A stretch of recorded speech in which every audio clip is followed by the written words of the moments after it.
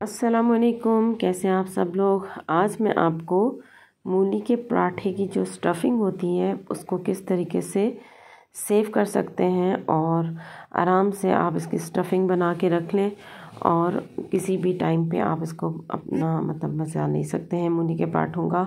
तो कैसे सेव करेंगे और किन बातों का ख्याल रखेंगे वो सब मैं आपको बताऊँगी।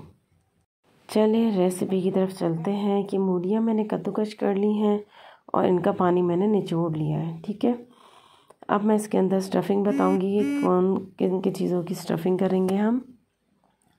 ये हरा मसाला जो है इसमें धनिया, मूली के पत्ते, थोड़े सा पुदीना और हरी मिर्च और कुछ अदरक, इन सबको हम इसमें मिक्स करेंगे चॉप करके। ठीक है, और इसमें जो मसाले चाहेंगे वो ये हैं: लाल मिर्च पिसी हुई 1 टीस्पून, धनिया, अजवाइन और ज़ीरा ये भी 1 टीस्पून, और नमक भी हस्बे ज़ायका जाएगा और नमक बाद में डाल देगा।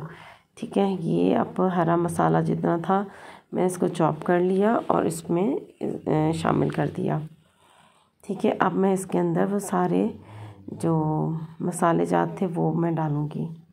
इसमें मसालों में जो है वो सब चीज़ें जाएंगी सिवाय नमक के, और ज़ीरा और जो है धनिया इसको मैं हथेलियों से मसल कर डालूँगी।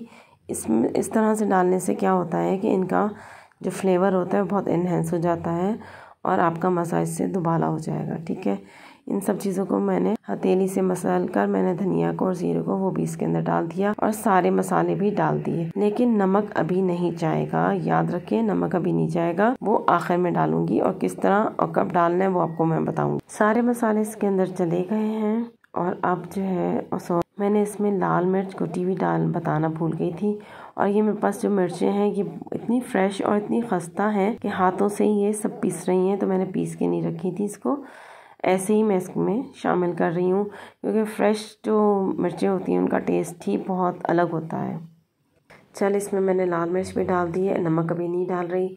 सब चीज़ों को अच्छी तरीके से मिक्स कर दीजिए, मिक्स कर देंगे और इसको अब ये सेव करने के काबिल हो गया है। अब अगर आपने जब डालना होगा तो नमक इसमें ऐड करेंगे और अपना आप स्टफ़ पराठा, मूली भरा पराठा बनाने में आपको कोई मुश्किल नहीं होगी। ठीक है, अच्छा अब मैं आपको बताऊंगी कि अगर हम नमक मिक्स करके रख देंगे तो क्या होगा। मैंने एक बॉक्स में बग़ैर नमक डाले सब मसाला तैयार करके रखा है और कुछ में मैंने क्या किया है, नमक डाल दिया है।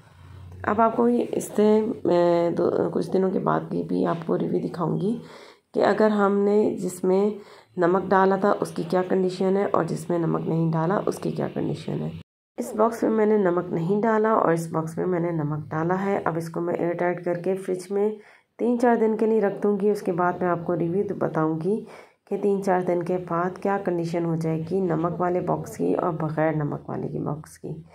चले अब हम ये 3 दिन के बाद का मैंने ये बॉक्स खोला है और इस बॉक्स में आप देखें कि इसमें मैंने आपको बताया था मैंने नमक नहीं डाला। तो आप ये देखें मूलियाँ जो हैं कद्दूकस की हुई मूलियाँ अभी भी बिल्कुल अलग अलग और इसमें बिल्कुल भी पानी नहीं है।